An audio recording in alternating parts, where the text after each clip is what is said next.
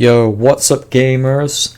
It's me, Mushy, on my Mush Deluxe channel, and I'm going to be sharing my thoughts on Dawn FM by The Weeknd in this video. So this is an old series that I pretty much abandoned. I did one video on it, which was Whole Lotta Red, which was almost a year ago.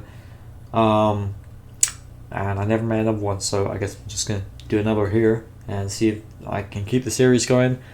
So Dawn FM, this new LP from The Weeknd, he's continuing the sort of 80s trend where he's taking inspiration from the 80s, or at least old music and like the disco and everything, and I feel like it was pretty much almost perfectly executed on this album. I do have a couple of problems with it, but overall it's a really good album. Like, I'm going to start off and just say it's at least an 8 out of 10.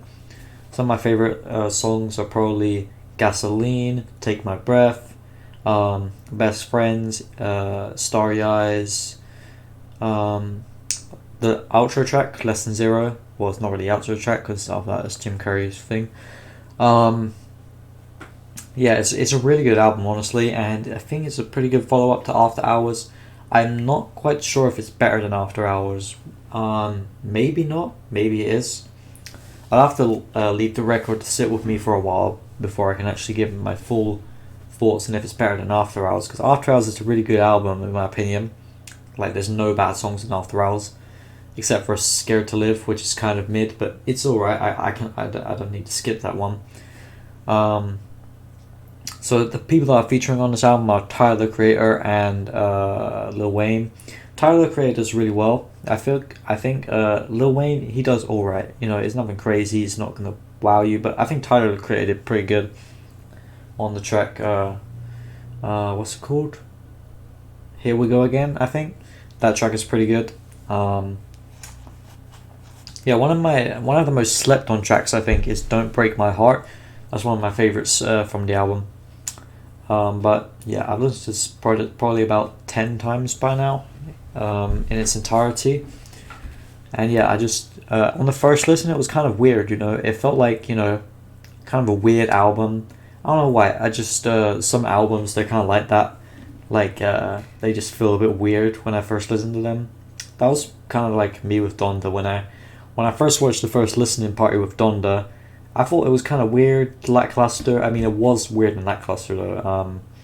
Like, there was no Off the Grid, there was no Come to Life. You know, there was a weird version of Hurricane. It wasn't like the Weeknd's one. It was a bit weird, but anyways, back on track with Dawn FM. The album kind of presents itself as like a radio station, so it's got like these interludes, and I think they work pretty well. And what else can I say about this album? The album cover is decent. At first I thought it was like, why is he old? And now I realize this is because like this is an album where he's like in the process of dying or going to the afterlife. So yeah, it kind of makes sense, and it has different covers on CDs and vinyl, I believe. I am going to be getting Dawn FM merch, but yeah, that's pretty much my thoughts on Dawn FM by The Weeknd. It's a pretty great album, honestly, if you're into like this kind of synth pop or you know, anything The Weeknd related. I mean, if you enjoyed tracks like Save Your Tears, Blinding Lights, this is going to be right up your alley. And the thing is, it doesn't really feel like an album, you know, it actually feels like a radio station, which is pretty cool, which is what he tried to portray. So that's my thoughts on Dawn FM by The Weeknd. Let me know your thoughts in the comments below, and I'll see you all in the next album review. Bye. I'm going to give it an 8 out of 10, by the way. 8.5 out of 10.